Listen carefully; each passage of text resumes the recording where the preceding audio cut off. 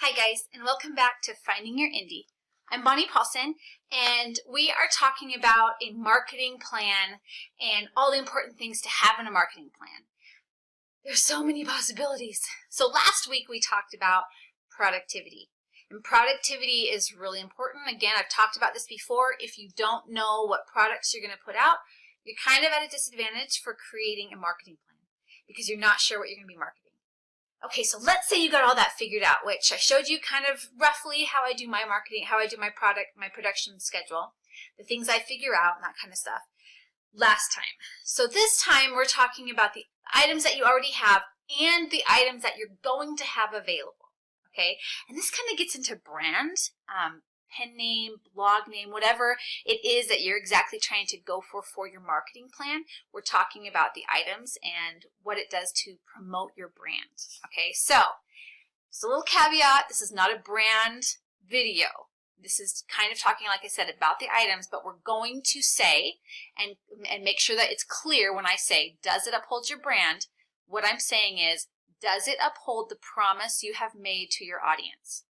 Okay, so if you've been making a promise and you've been telling your audience you're going to be doing sweet romance and suddenly you do erotica, is it sticking to your brand? If you're a mystery writer and suddenly you create sci-fi and there's no mystery in it, are you sticking to your brand? So those are the things that you really need to think about as we're talking about the items that you have available and the items that you're going to have available. Okay, this is not talking necessarily about how we're taking assets and making more. That's coming in a later video. What we're talking about right now is, are your items all tied into each other? So it's almost like the funnel thought process, which we have coming in a later video, but what we're looking at is how do they tie into each other? How do they tie into your brand? Okay, so here are some questions I want you to think about as we are looking at the items that you have already available. So we're going to call this your backlist, whether it's a backlist of books, backlist of podcast posts, backlist of blog site posts, backlist of whatever. We need to look at what you have, and then we need to look at that production schedule. Okay, do you have your production schedule? Remember last week I showed you how to make a list of what I'm going to be doing, how to fit it in. Look at the list of what you're going to be doing. You know your product better than anybody else. So you need to be able to look at that and say, yes, this ties into my brand, or, ooh, this does not tie into my brand. Okay, so can you answer that? Here are some questions. Number one, how well do they relate to each other? So you're asking this. You're actually looking at, say, your current, okay, your work in progress. So right now I'm working on number 5 in my Mistletoe Matchmaker series. This is my branded series. This is the one that I'm working on right now for my Bonnie R. Paulson name. It actually is doing really well. I love this series. It's so much fun. But I'm looking at it and I can say, okay, the cover fits the Clearwater County world that I have. Number 2, the storyline fits what I, 1 for the series and 2 for the brand. So it's sweet contemporary Western romance, right? All those things, but it fits it. It also has some of the characters from previous worlds or from previous series in this world in it.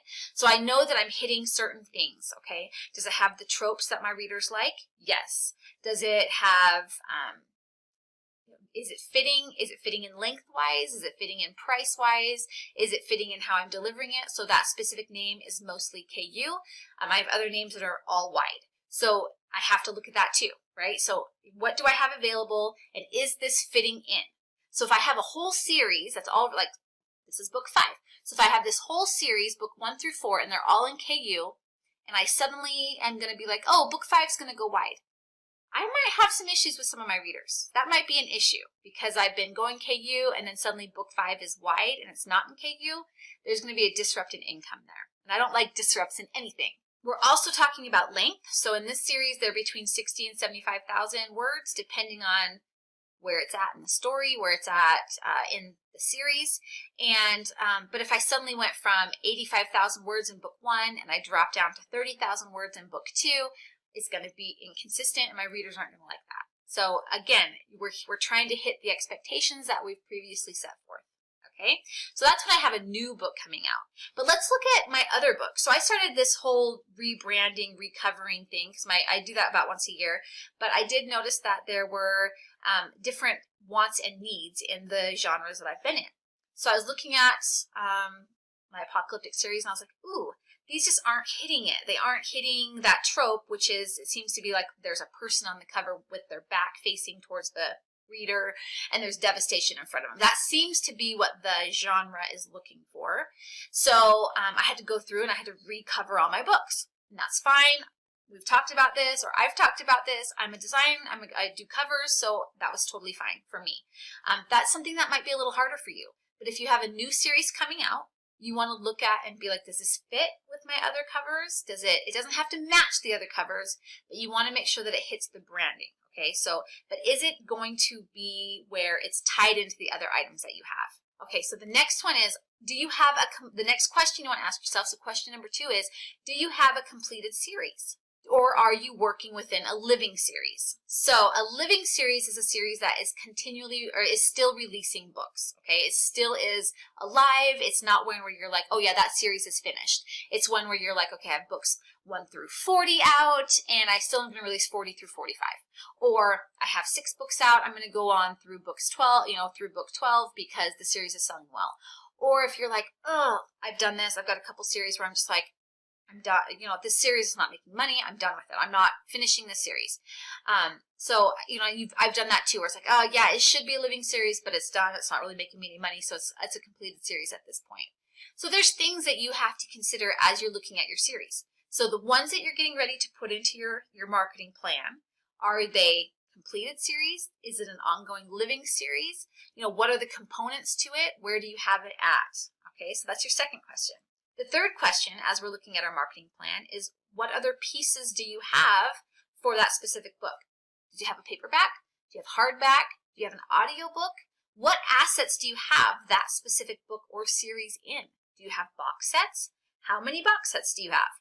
There's all these different kinds of questions. Again, you have to have a list of these and be able to know what is going on so that you can be like, oh yeah, okay, I'm going to do a promotion for this series because it's complete, but I know that it leads into this next series. Okay, so it's kind of like you're getting to know your catalog so that you're ready when your marketing plan is ready to be put all together. Because I know, and I say this a lot, plan, plan, plan. You'll hear me say that all the time. Do a plan, do a plan. What does your plan say? And I've said that so many times, but I really, really, really believe that when you're prepared, then nothing can surprise you, right? I mean, it's pretty fair to say nothing will surprise you. So with those other assets that you have, audiobooks, paperbacks, hardcovers, box sets, how are you implementing them into your catalog? Do you count them as a part of your catalog? Or are you just kind of like, yeah, I've got box sets over here. Oh yeah, I've got audiobooks, but I just kind of ignore them because you can't make them do anything. You can make them do things. There's just certain ways to you have to kind of work with every single asset in a different way. So is that what you're looking at? Are you looking at all of the assets that you have and incorporating them into your marketing plan? Because for me, so I have a cozy mystery name, and she doesn't get a lot of love. I mean, I honestly kind of ignore her, and I hate to say it, but I do. She only has ebooks. Well, she has paperbacks, but I don't incorporate those into my newsletter, and I should. I have about 5,000 people on that list, and I could say, hey, while you're waiting for the next book to come out, check out the audiobooks, or check out the paperbacks, or here's a box set. There's all different kinds of things to look at and to promote to your readers, because I guarantee there's not a lot of your readers have read everything that you have or have been exposed to everything that you have. So that's when you really want to look at your catalog, break it down, what you have, what you need, and then go from there. That's really what it's all about, is are you promoting something every week? You should be able to promote something every week if you have at least 5 books out, 4 books out. Because if you think about it, that's 1 book a week. If you have an audiobook, that's 1 book for 8 weeks, right? So 4 books, you have 2 assets for each book, that's 8 things, right? You could be promoting things. Add a box set in there, it's a whole nother item to promote. So you really want to look at the different things that you have. All right, so let's talk about the audiobooks. I suck at promoting audiobooks. I hate them. I have a ton of them, but I suck at promoting them. And I totally acknowledge that.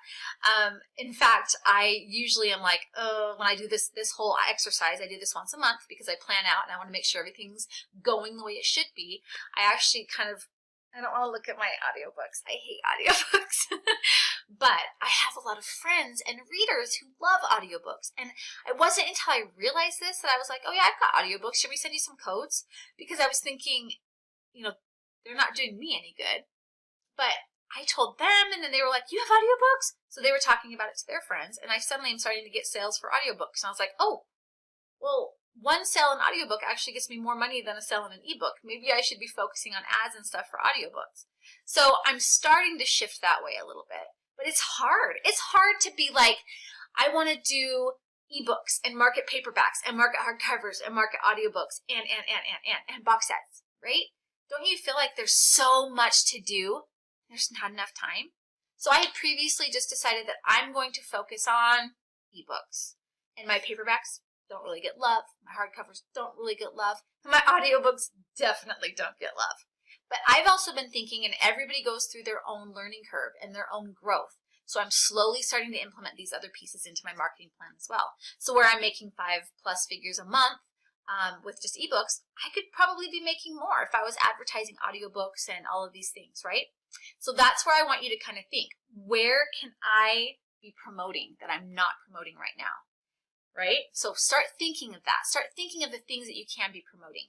Another thing that you have that a lot of people don't really know that they should be advertising and promoting, your newsletter list, your Facebook groups, your Twitter feeds, your website. If you have a blog going and it talks about your books and stuff, if you have a YouTube site, if you have a YouTube channel and it talks about your books, tell your readers that. So if you want people to follow you on your newsletter, tell them that on Facebook. If you want them to follow you on your Facebook group, tell them that in your newsletter. Do an ad to your newsletter. Do it in the back of your book. Promote your newsletter. Follow me on BookBub. Follow me on Amazon. Follow me on Goodreads. Follow me all over the place because those are assets too. Are they owned by you? Not necessarily. However, it's one more way to get your name out there because on release day, if you send out a newsletter and BookBub sends out a new release alert, and Goodreads emails you, and Amazon tags that person. Maybe you have a Facebook notice going on in your Facebook page and your Facebook group. That's 6 notifications that person could be getting. Let's say you also do text messaging. That's 7. Did you know that in the marketing world, 7 is a magic number? It only takes 7 times for someone to with 7 positive experiences for someone to actually be influenced by that and to actually make a purchasing decision. 7 times. You just hit that with all of those things. So this is a good thing to have. So when we're talking about assets and things that are available, we're not just talking about what you have to sell. We're talking about the tools and things that you can offer to your readers for them to get a hold of you because you're the brand, right? Okay, so I'm a huge Anna Todd fan. I don't know her, obviously, but I love her After series. I love her After books. I think they're awesome. They're super fun. I'm addicted to Hardin. Who isn't addicted to Hardin? But she does this really well. She's like, hey, check me out here. Check me out here. Do this here. And in the back of her book, it looks really well done too. Link, link, link, link. So if you do the same things, why can't you have that type of a following? You can. We just have to start thinking of ourselves and our marketing tools as assets, right? So if you give out a free book in your newsletter, that's an asset. You should be talking about that. You should have a link to that at least once a week in your Facebook group or on your Facebook page, right? I mean, would you agree with that? You should be talking about your things that you have instead of doing a shotgun approach, which I know a lot of you do because I get the comments and I get the emails asking me what to do with the shotgun approach. We're not doing the shotgun approach. Testing is great. Nicholas Eric talks about testing a lot. Testing is great. But how do you know if you're testing accurately if you're not actually planning things out and taking the steps to implement? So we're going to recap on this. I want you to think seriously about the items that you have, the items that you're going to have. And you're asking yourself those 3 questions again. The first one, how well do they relate to each other or do they fit into your brand? Number 2, do you have a completed series or are you working in a living series right now? What are your plans for the future? You should already know this from your production schedule. 3, do you have audiobooks, short stories, hardbacks, paperbacks, all the things? Do you have a newsletter list? Do you have a Facebook group? anything that you can promote to your readers? Do you have anything like that? I guarantee you do. Or if you don't already, you will be soon, right? I know you will. Okay, so while you're thinking about those things, start taking notes. Take notes. That's your action set for this week. Take notes. What do you have for series? Do you have box sets? Do you have anything like that that you can work into your marketing plan right now? And remember, we're just making lists right now. You're just you've done your scheduling out for your production. You've got your list of things coming up, and then you have your list of things that you already have or that you've been working on and getting ready to come out. Okay, there's so much going on. Next week, we are talking about what kinds of assets you can have from your backlist and ways to take one piece of content and to repurpose it into multiple pieces of content. This is one of my favoriteest things ever because being creative is what we do. We create worlds, we create people and situations that our people have to get out of. We make them into survivors. So there's all kinds of things that we can do, that we can come up with that we're not thinking of. And so we're going to talk about those this next week, not tomorrow, but this next week, and we're going to talk about those, and we're going to discuss ways that you can implement them into your brand. And I hope that it's kind of a jump start for you so that you know where you're going and where you're going from. Okay, so if you have any questions, go ahead and put them down in the comments. Also, let me know what you think about the marketing plan situation, and if you have any questions, go ahead and ask me at findingyourindy.com. I've got a couple of forms there that you can fill out, and again, I'm just so excited. I love doing marketing plans. I love talking about it. We also have other things that we're going to be coming up down the pipeline, like pen names, branding, all those types of things, and they all relate how to market your business. So I hope that you're doing good. Oh, hit subscribe, because why miss this, right? Thanks, you guys, and we'll talk to you soon.